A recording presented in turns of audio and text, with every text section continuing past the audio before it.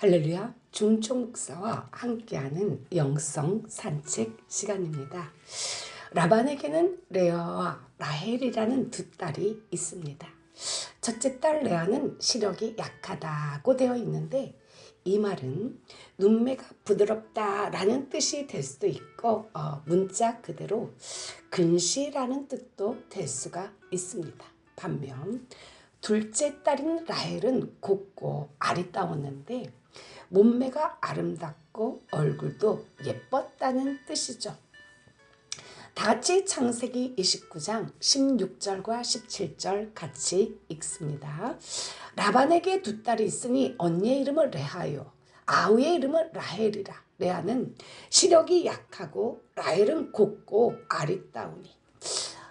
여자인데도 아버지의 양을 치던 라헬은 성격도 활달하고 운동신경도 좋고 양을 치면서 단련된 아주 건강하고 날씬한 몸매를 가졌습니다. 게다가 얼굴까지 예쁘죠. 이렇게 라헬이 아름답게 묘사된 데 비해 레아는 그저 시력이 약하다고 나오는 것으로 볼 때 레아는 몸매나 얼굴이 동생 라헬보다 한참 떨어졌고 잘 봐줘서 눈매만 순하게 생겼습니다. 당신은 집안에만 파묻혀 있으면서 인물도 그저 그렇고 게다가 이야기할 때 눈을 찡그리면서 자기 코앞까지 와서 말하는 여자가 좋나요? 아니면 활달한 성격에 날씬한 몸매로 들판에서 사슴과 같이 뛰며 양을 치는 피트니스 모델같이 생긴 여자가 좋습니까? 야곱은 서로 다른 성격과 외모를 가진 두 자매 중에 당연히 라헬에게 마음이 끌렸죠. 야곱은 라헬을 처음 봤을 때부터 좋아했습니다. 하란 근처의 우물가에 있을 때 목자들이 저기 라반의 딸 라헬이 양을 몰고 온다 라고 했을 때 첫눈에 보고 반해버렸죠. 영어 속담에 talent of talent라는 말이 있습니다. 우리말로 의역하면은 뛰는 놈이에 나는 놈 이 정도로 표현되죠. 성경에서 이 속담을 잘 나타내는 인물로 바로 리브가의 오빠 야곱의 삼촌이 라반이죠. 타인의 약점을 정확히 알고 마치 도움을 주는 척하며 자신의 이익을 챙기는 사람. 라반은 바로 그런 사람이었죠. 상대의 약점이나 취약한 점을 잘 이용하는 이 사람은 상대가 거절하지 못할 제안을 하고 피해를 보는 당사자는 마치 은인을 만난 것처럼 고마움을 느끼죠. 상대를 이용하는 사람은 자기의 발톱을 드러낼 때까지 자신의 진짜 모습을 위장하죠.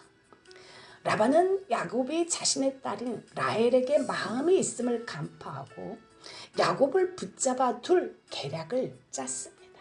야곱은 라반에게 최선을 다해 일하며 7년의 세월을 견디어냈죠. 당시의 근동지방의 풍속은 친척 사이에 결혼하는 것이 자연스러웠고 남자는 결혼할 때 장인에게 결혼 지참금을 지급해야 했습니다. 신랑 측은 돈이나 보석, 가축을 선물하거나 노동으로도 지참금을 대신할 수가 있었죠. 라헬을 얻기 위해 7년 동안 열심히 일한 야곱은 그동안 힘들었어도 라헬과 결혼할 수 있다는 소망과 기쁨 때문에 너끈히 견뎌냈죠. 그리고 7년이 되자 야곱은 당당하게 자신의 권리를 요구합니다. 창세기 29장 21절입니다. 야곱이 라반에게 이르되 내 기한이 찼으니 내 아내를 내게 주소서. 내가 그에게 들어가겠나이다. 여기서 내 기한이 찼으니 라는 그의 말이 무엇을 보여주나요? 지난 7년 동안 야곱은 바로 이 순간을 위해 매일 날짜를 계산하면서 살아왔죠. 1년이 지난 다음에 이전에 1년이 끝나고 6년 남았다 그러면서 계속 5년, 4년, 3년, 2년, 1년, 드디어 한 달 남았다. 이제 일주일 남았네 이러면서 카운트다운을 해왔죠. 드디어 약속한 7년의 시간이 흘러 야곱은 라헬과 성대한 결혼식을 치렀습니다. 그러나 다음날 아침 야곱이 자신이 결혼한 여인이 라헬의 언니인 레아라는 사실에 혼비백산했죠. 완전히 마른 하늘에 날벼락을 쳐댔습니다. 아니 라헬과 결혼하고 너무 기뻐서 첫날밤을 보낸 뒤 아침에 일어나 보니까 글쎄 라헬이 아니라 레아라니. 이때 얼마나 큰 배신감을 느꼈을까요? 레아와 라반 둘 다 얼마나 미웠을까. 아니 이 여자가 어떻게 내 앞에 이렇게 버젓이 있지 하며 내가 7년을 그렇게 죽도록 고생했는데 또 그렇게 만든 라반에게 얼마나 화딱지가 났을까요? 레아가 라헬인 것처럼 변장해서 들어왔고 또 야곱 앞에서 목소리나 행동이 라헬인 것처럼 하였죠. 이게 어디서 많이 들었던 장면 아닌가요? 눈이 잘 안 보이는 아버지 이삭에게 들어갈 때 형 에서인 것처럼 옷도 그렇게 입고 털도 붙이고 목소리도 비슷하게 흉내내면서 아버지를 속여서 장자권을 빼앗아 온 것과 똑같은 방법으로 당한 거죠. 야곱은 자기가 속인 그대로 당했습니다. 이처럼 분노하는 야곱에게 라반은 새로운 제안을 하죠. 라반이 이르되 언니보다 아우를 먼저 주는 것은 우리 지방에서 하지 아니하는 바이라. 이를 위하여 7일을 채우라. 우리가 그 돈에게 주리니 네가 또 나를 7년 동안 섬길지니라. 창세기 29장 16절에는 레아와 라헬을 묘사할 때 언니와 아우라고 했는데 문자적으로 더 큰 자와 더 작은 자라는 뜻이죠. 라반이 26절에서 말한 언니와 아우는 히브리 원어가 16절에 나온 언니와 아우와는 다른 단어들이죠. 그러니까 라반은 여기서 단순히 언니와 아우라고 말하는 게 아니라 창세기 25장에서 리브가에게 하나님이 주신 말씀, 즉 큰 자가 어린 자를 섬기리라 에서 에서에게 쓰인 큰 자, 즉 장자라는 의미의 단어와 야곱에게 쓰인 어린 자에 해당하는 그 단어를 사용하였죠. 라반은 야곱이 어린 자로서 큰 자인 에서를 속이고 여기 하란에 왔다는 것을 상기시켜 주면서 일부러 그런 단어를 쓴 것이죠. 야 너도 그랬는데 나도 그러면 안 되냐? 라며 은근히 야곱의 약점을 파고들었습니다. 기억하고 싶지 않은 과거의 잘못을 들추어내면서 그것을 통해 라반 자신이 하는 일을 정당화하려는 아주 치사하고 치졸한 방법을 쓴 것이죠. 야곱은 라반이 사용한 이 비열한 방법을 통해 자기가 한 일을 돌아보게 되죠. 하지만 야곱은 라헬을 죽도록 사랑하였기에 라반의 제안을 받아들이고 일주일에 2번 결혼한 사상 초유의 사람이 되었습니다. 야곱이 또한 라헬에게로 들어갔고 그가 레아보다 라헬을 더 사랑하여 다시 7년 동안 라반을 섬겼더라. 이 시간에 영광의 길 너 걷기 전에 갈보리 길 너 걸으라. 내 모든 것 주께 맡긴 후 하늘문을 바라보라 라는 곡으로 영성 산책을 시작합니다.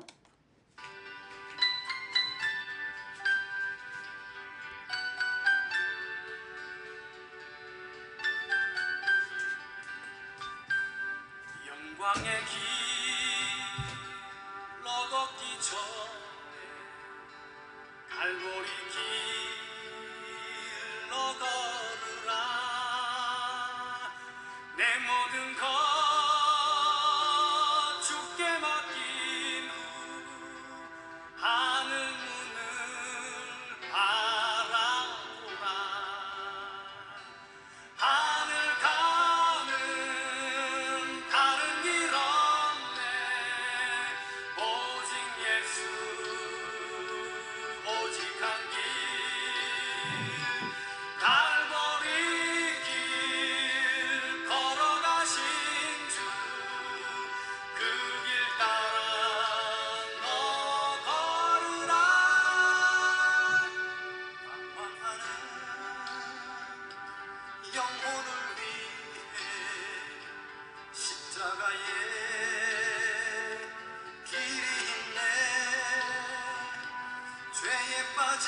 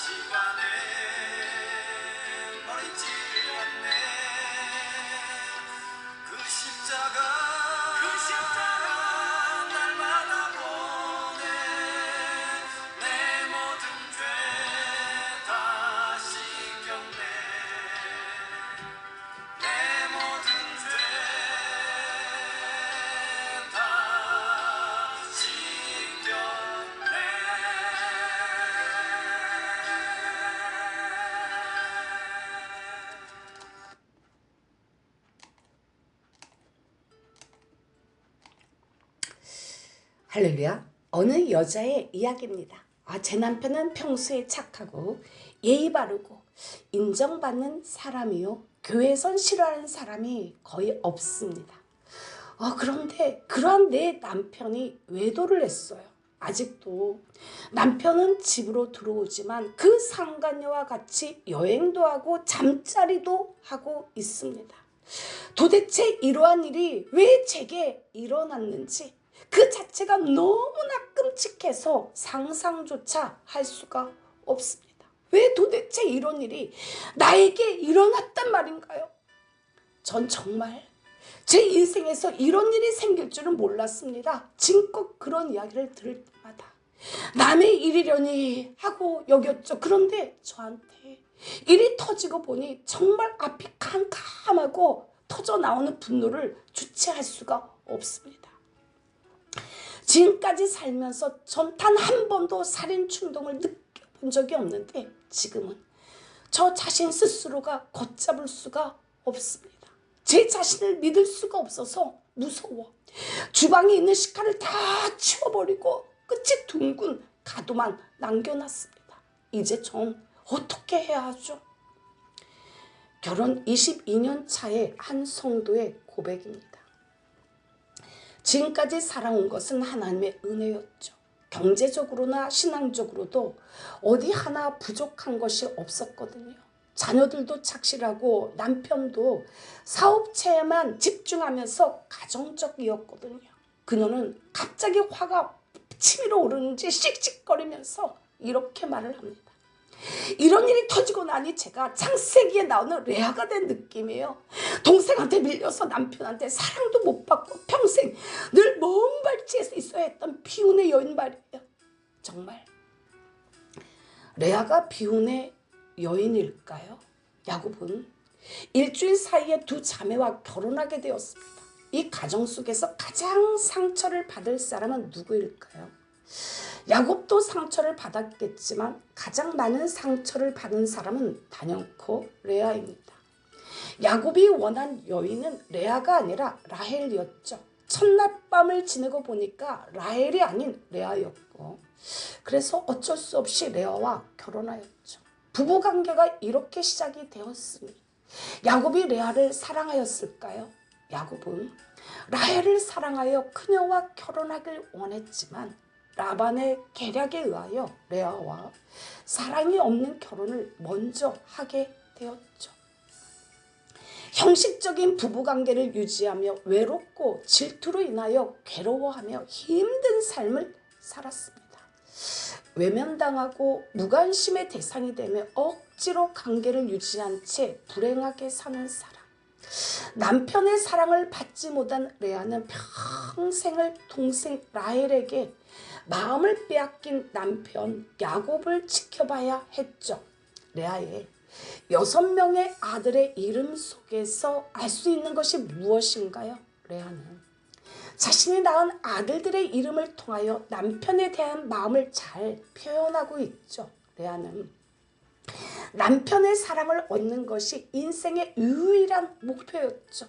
하지만 야곱은 레아에게 눈길을 주지 않고 여전히 라헬만 바라보고 있었습니다. 남편이 있음에도 사랑받지 못하는 레아, 얼마나 마음이 복잡하고 힘들었을까요? 레아는 자신이 아들을 낳으면 남편 야곱이 마음을 돌려서 자기를 사랑할 것이라 생각했죠. 하나님께서 그런 레아를 보시고 태를 열어주셨습니다. 여호와께서 레아가 사랑받지 못함을 보시고 그의 태를 여셨으나 라헬은 자녀가 없었더라. 레아가 임신하여 아들을 낳고 그 이름을 루벤이라 하여 이르되 여호와께서 나의 괴로움을 돌보셨으니 이제는 내 남편이 나를 사랑하리로다.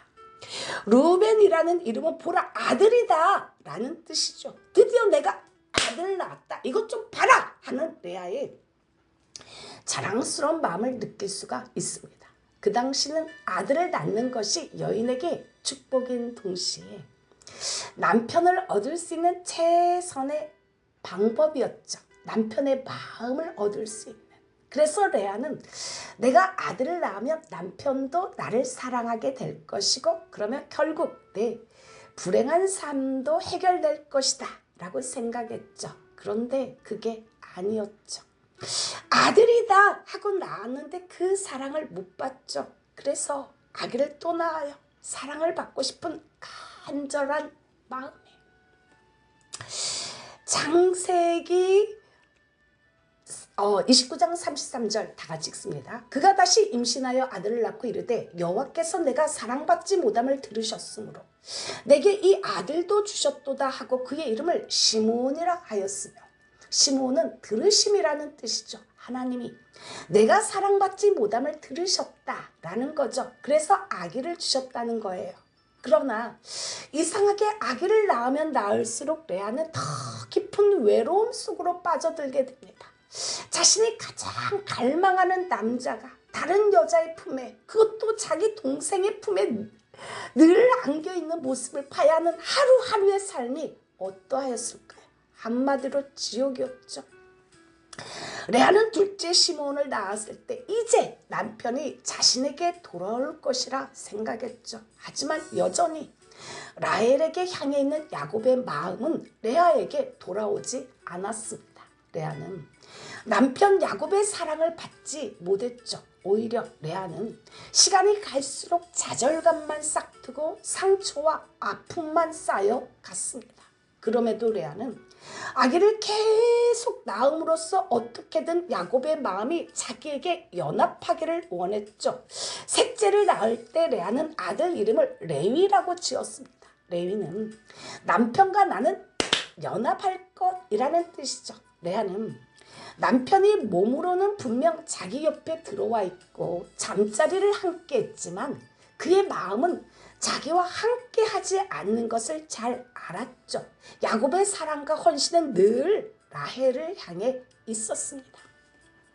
그가 또 임신하여 아들을 낳고 이르되 내가 그에게 새 아들을 낳았으니 내 남편이 지금부터 나와 연합하리로다 하고 그의 이름을 레위라 하였으며, 내가 아들을 셋이나 낳았으니 이제는 남편도 별 수 없이 나에게 단단히 매이겠지, 연합하겠지. 지금까지는 남편이 자기를 사랑하지 않아서 자기와 떨어져 있었지만 이제 셋째 아들까지 낳아주었으니 이번만은 좀 다르겠지. 조금 더 나를 소중하게 여기고 나와 연합하겠지라고 하는 기대를 담고 있었죠. 하지만 여전히 남편 야곱의 마음은 자식을 낳지 못하는 라헬에게 향해 있었죠. 레아가 얼마나 남편 야곱의 사랑을 받고 싶으면 아들들 이름을 모두 다 남편 야곱과 연관되게 지었을까요? 레아 입장에서는 무척 가슴 아픈 현실이었죠. 지금까지 레아가 여호와 하나님을 부른 이유는 아들을 주셨기 때문이고 또 아들을 통해 남편의 마음을 얻을 수 있다는 갈망과 집착의 표현이었죠. 그래서 아들을 낳을 때마다 이제는 남편의 사랑을 얻을 수 있어 라는 희망을 나타낸 거죠. 이 시간에 찬양 한 번 더, 십자가 십자가 그 위에 나 죽었네 라는 찬양 올려드립니다.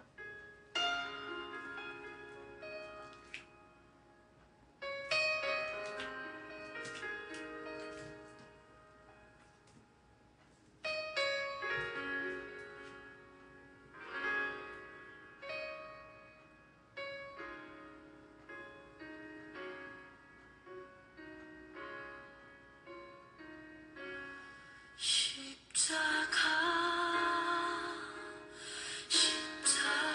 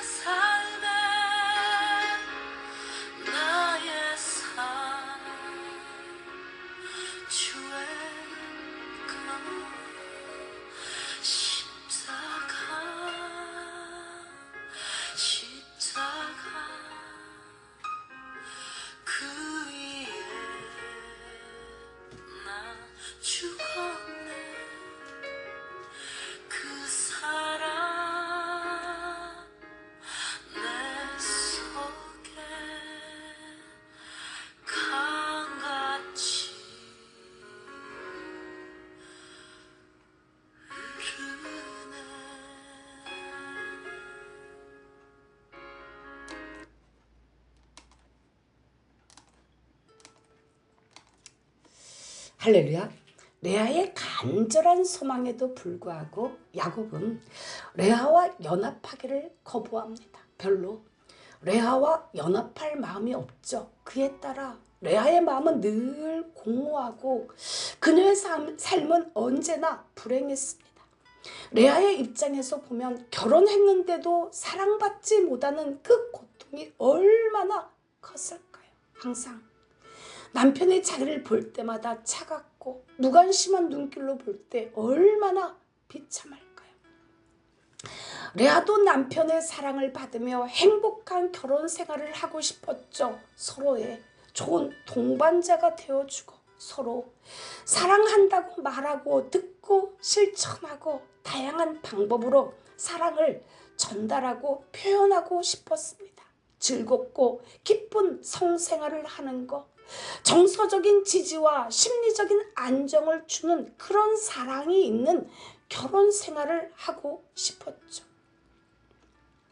아버지 라반이 미웠습니다. 가장 행복해야 할 결혼이 상처만 남긴 결혼이 되었죠. 정욕과 상처와 수치와 분노와 미움과 질투와 갈등 같은 것으로만 가득하였죠. 서로 경쟁하는 두 명의 자매가 서로 원수가 되고 그 둘 사이에 낀 한 남편이 있고 또 철저히 자기 이익만 챙기며 남을 속이는 장인이자 아버지인 한 인간이 있었습니다.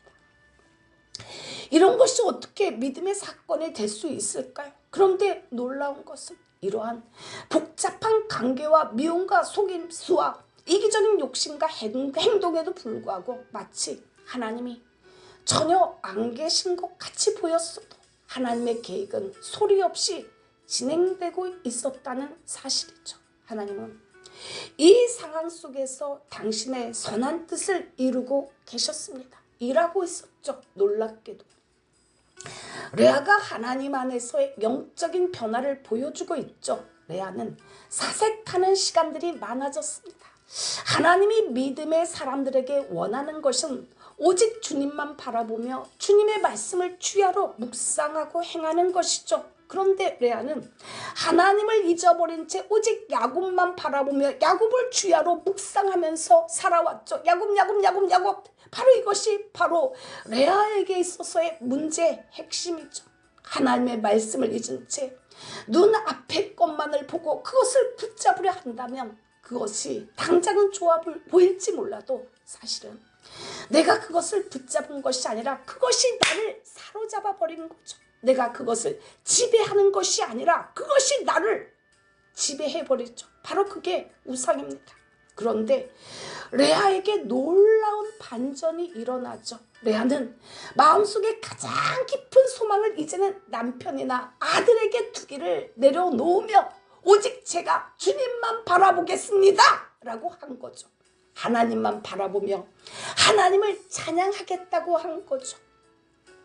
그가 또 임신하여 아들을 낳고 이르되 내가 이제는 여호와를 찬송하리로다 하고 이로 말미암아 그가 그의 이름을 유다라 하였고 그의 출산이 멈추었더라. 유다는 찬송함이라는 뜻이죠. 우리는 유다의 이름을 통해 레아에게 마음의 변화가 일어났음을 알 수가 있죠. 레아의 시선은 항상 남편 야곱을 향해 있었죠. 하지만 이제 레아의 시선은 남편 야곱이 아닌 하나님께로 향해 있습니다. 레아는 알게 되었죠. 내가 의지해야 할 분은 남편 야곱이 아니라 바로 하나님이라는 사실을 말이죠. 레아는 야곱을 하나님보다 더 사랑하고 의지하였죠. 그러나 늘 비참하고 외롭고 마음이 텅 비고 공허하였습니다. 야곱이 레아의 마음을 채워줄 수 없다는 사실을 이제야 알은 거죠. 믿음의 사람들은 세상 것으로부터 텅 빈 마음을 채워 넣을 수 없기 때문이죠. 사람들의 텅 빈 마음은 무엇으로 채워 넣어야 할까요? 그것은 바로 하나님을 만날 때 그들 안에 있는 텅 빈 마음이 하나님을 향한 기쁨과 감사와 평안으로 가득히 채워지는 것입니다. 이 시간의 찬양 레아의 노래 한 곡 올려드립니다.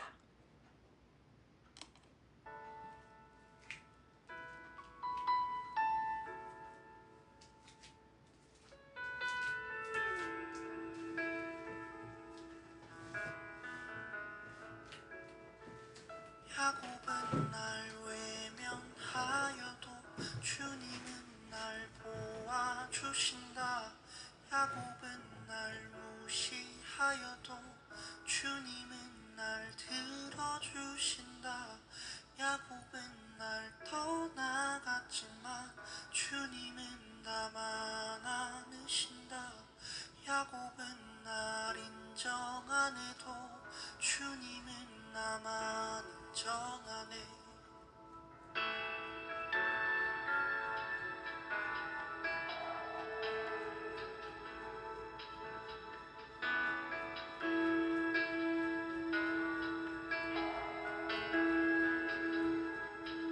야곱은 날 외면하여도 주님은 날 보아주신다. 야곱은 날 무시하여도 주님은 날 들어주신다. 야곱은 날 떠나갔지만 주님은 나만 안으신다. 야곱은 날 인정 안 해도 주님은 나만 인정하네. 샤롯더 유다 내게 행복을 주신 분께 샤롯더 유다 나를 사랑한다는 분께 샤롯더 유다 나를 좋아하시는 분께 샤롯더 유다 유다 유다.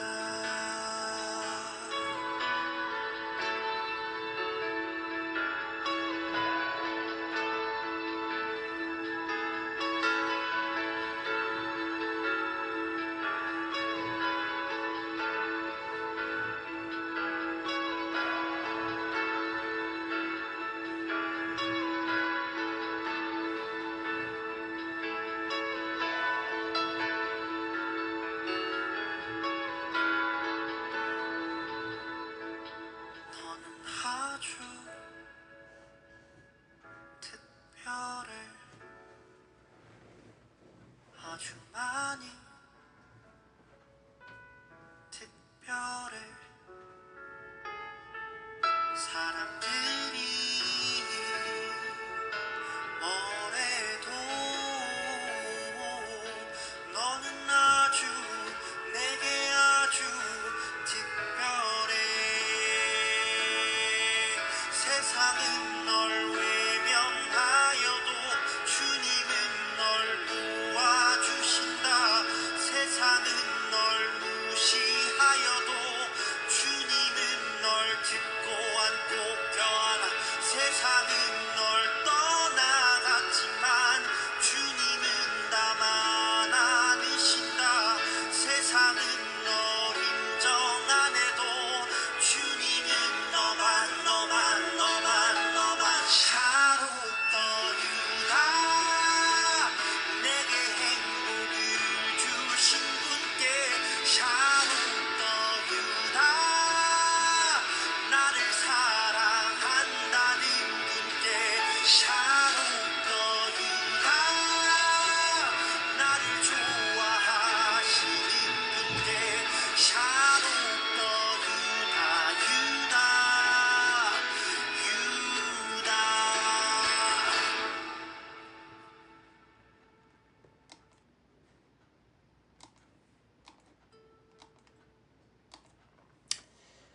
할렐루야. 이런 일이 터지고 나니 제가 창세기에 나오는 레아가 된 느낌이에요. 동생한테 밀려서 남편한테 사랑도 못 받고 평생 늘 먼발치에서 있어야 했던 비운의 그 여자 말이에요. 라고 말한 그 여인은 어떻게 되었을까요? 남편은 평소에 착하고 예의 바르고 어딜 가나 인정받는 사람이었는데 바람이 난 그 남자의 부인 말이에요. 그 여자 역시 깊은 묵상 가운데 남편의 외도는 단지 쾌락의 문제가 아니라 결핍에 있었다는 것을 깨닫게 되었죠. 즉 사랑받지 못하고 자란 남편은 도리어 사랑을 주는 주체가 되는 것, 누구에겐가 일방적으로 베풀어주는 주체가 되기를 선택했다는 거죠. 정신분석학에서는 이거를 반동 형성 리액션 포메이션이라고 하죠. 그런 과정을 통해서 그럴 수밖에 없었던 남편이 불쌍해 보였고 그동안 자신의 사랑이 의지나 의무였지 불쌍히 여기는 사랑은 아니었다는 통찰의 인사이트에 이르렀죠. 그 과정을 통해 하나님께서 우리를 불쌍히 여기셨다라는 긍휼의 개념까지도 충분히 알게 되었습니다. 다행히 남편도 잘못을 인정하고 모든 관계를 정리하고 아내가 무슨 처분을 내리든 달게 받겠다는 각오를 보여주었기 때문에 두 사람은 관계 회복을 위해 노력할 뿐 아니라 하나님에 대한 깊이와 사랑도 새롭게 느끼고 있습니다. 당신은 불평할 만한 타당한 이유가 있기 때문에 감정을 상하게 한 사람과 관계를 끝내는 것이 정당하다고 느낄지 모릅니다. 또는 먼저 사과를 해야 하는 쪽은 상대방이라는 생각이 들 수도 있죠. 하지만 그 사람이 자신의 잘못을 깨닫지 못하거나 오히려 당신이 잘못했다고 생각한다면 갈등이 해소될 가능성은 거의 없죠. 레아와 라헬처럼 언니, 동생, 자매간이라 할지라도 두려움이나 분노, 수치심과 같은 부정적인 감정을 가지고 있으면 상대방에게 다가가 문제를 해결하기가 어려울 수도 있죠. 그 사람 앞에 서는 일조차 거북하고 두렵고 떨립니다. 어쩌면 다른 사람들에게 혹은 자녀들에게 문제를 이야기해서 자기 편을 만들고 싶은 마음이 들지도 모르죠. 하지만 그렇게 되면 문제가 커지고 갈등의 골만 더 깊어질 뿐이죠. 사람들은 저마다 성격이나 성숙한 정도가 다 다르거든요. 마음을 가라앉히는데 많은 시간이 걸리는 사람이 있는가 하면 경건한 특성을 나타내는 법을 더 배워야 하는 사람도 있죠. 배우자를 또는 사람들을 바라볼 때 답답하고 왜 저 사람은 저럴까 하며 실망과 분노가 일어나지 않나요? 그런데도 하나님은 이렇게 말씀하시죠. 악에게 지지 말고 계속 선으로 악을 이겨라. 예수의 마음을 품고 계속해서 간용과 섬김을 들으라. 너는 이웃과 다투거든 변론만 하고 남의 은밀한 일은 누설하지 말라. 듣는 자가 너를 꾸짖을 터이요 또 내게 대한 악평이 내게서 떠나지 아니할까 두려우니라. 레아도 그랬습니다. 지금 자신의 삶에 벌어지는 일들을 볼 때 절망하거나 괴로웠죠. 남편은 야곱에게 야 이 개새끼야 소새끼야 하면서 감정을 폭발하고 분노하면 해결이 되나요? 그래서 해결되는 경우가 거의 없죠. 뭔가를 집어 던져서 깬다고 해결되는 경우도 없습니다. 그러면 어떻게 해결을 해야 되나요? 그 바닥난 마음, 고갈된 상태, 파산한 마음의 상태 그대로 주님 앞에 그냥 나아가는 것이죠. 그냥 그 모습 그대로 하나님 이게 접니다 하며 나아가는 것이죠. 나에게 지금 주님의 은혜가 고갈되었다는 것을 인정하며 예수님께서 채워주시도록 뒤집어져 있던 컵을 바로 놓는 것이죠. 그렇게 되면 성령께서 치유와 은혜의 담비로 채워주십니다. 우리가 이 세상을 살면서 누구나 편안하게 사는 사람은 별로 없죠. 윤리적으로 실수하는 사람도 있고 경제적으로 고통을 당하는 사람, 자녀 문제로 괴로움을 당하는 사람이 많이 있습니다. 그러나 나는 비록 불완전한 사람이지만 하나님은 완전하시며 자녀된 우리의 생활을 지키시고 간섭하시죠. 겉으로 볼 때는 별 변화가 없어도 영적인 세계에서는 엄청난 대지각 변동이 일어나고 있죠. 무엇보다 내 자신이 지금 변화되고 있습니다. 지금 새로워지고 있죠. 회복되고 있습니다. 레아는 하나님을 잊어버린 채 오직 남편 야곱에게만 집중하며 CCTV로도 남편 야곱이 뭐하는지를 몰래 지켜보던 레아. 야곱이 자신이 아닌 다른 여자를 끌어안고 있는 모습에 허망함과 뻥 뚫린 가슴과 공허함, 차가운 슬픔 속에 쓰디쓴 눈물을 흘렸죠. 매일 야곱하며 취하로 남편 야곱만 묵상하던 레아가 드디어 유다를 낳고서 내가 이제는 여호와를 찬송하리로다 라고 선포했습니다. 하나님은 레아의 넷째 아들 유다를 통하여 아브라함의 계보를 이어가셨죠. 남편의 사랑을 받지 못했던 마음이 텅 비고 외롭고 쓸쓸한 레아였지만 놀랍게도 레아의 믿음의 고백을 하며 낳은 이 아들 유다를 통해 그 후손 중에 예수 그리스도가 오셨습니다. 이 세상을 보면 아주 복잡한 가정에서 태어나고 자란 사람들이 많습니다. 복잡한 가정 환경 속에서 고아와 같이 성장한 사람도 있고 실제 고아도 있고 깨어진 가정 속에서 상처를 받으며 자란 사람도 있고 특히 요즘에는 갑작스러운 이혼으로 아버지 또는 어머니가 바뀌는 환경에서 성장하는 자녀들이 무지 많죠. 야곱의 집안 역시 어떻게 이런 가정이 정령 믿음의 가정인가 하는 의심이 들 정도로 정말 형편없는 모습입니다. 도무지 이 집안은 아이들이 자라기에 정말 좋지 않는 환경이죠. 온갖 갈등과 시기, 미움, 다툼이 성경에 그대로 기록되어 있죠. 야곱의 집과 같이 복잡하고 어렵고 힘든 환경에서 태어나고 자란 12아들에 관련된 이야기 속에서 상처받고 얼룩진 결혼과 가정에서 겪는 고통과 아픔 때문에 오히려 더 위대한 인물이 될 수 있다는 것을 성경이 우리에게 보여주죠. 인생의 성공과 실패는 우리에게 찾아온 고통스러운 환경에 대한 반응 그리고 그것을 대하는 우리의 태도에 의해서 결정되죠. 하나님께서 쓰신 인물들은 모두 어려운 환경에 긍정적으로 믿음으로 반응한 사람들이었습니다. 주님, 인생에서 중요한 결혼을 잘못 시작하여 행복해야 될 결혼이 불행한 결혼 생활이 되고 상처받고 얼룩진 부모와 방황하는 자녀들을 봅니다.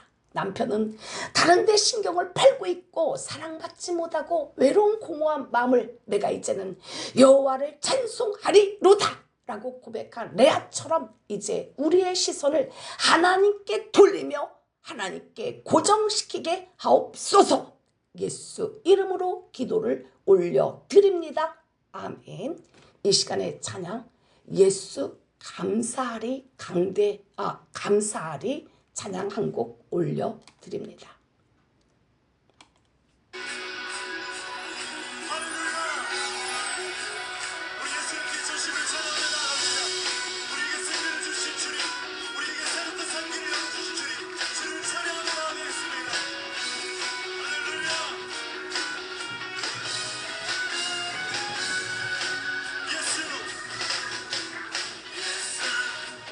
감사하리 주의